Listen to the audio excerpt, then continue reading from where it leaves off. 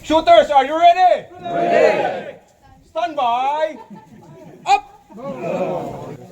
Alright, mga kamandirigma. Isang mapagpalang tanghali na naman ang aming handog sa inyong lahat. Maswerte tayo sa araw na ito.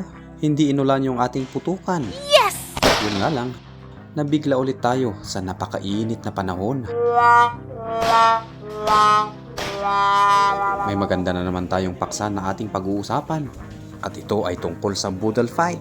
Ang boodle fight ay ang paglalagay ng mga iba't ibang pagkain sa isang mahabang lamesa at pinapaniwalaan na orihinal itong nanggaling sa Philippine military.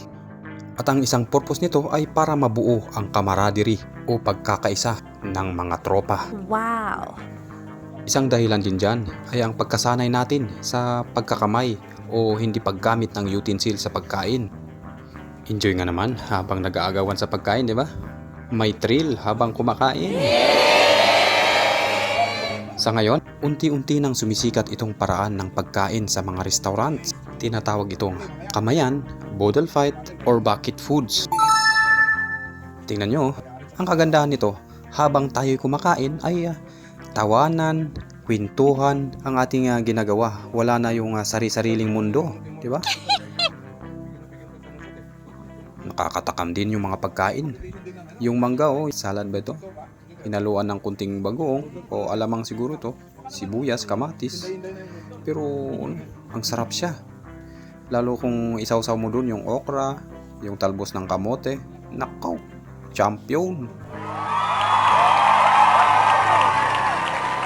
At pagkaraan nga ng ilang minuto, paubos na yung ating mga pagkain. Busog na tayo. Halos hindi na tayo makahinga. Paano ba naman kasi? Clean up Nakasulat At tara, tuloy na ulit tayo. Tunawin naman natin yung kinain natin kanina. Let's go!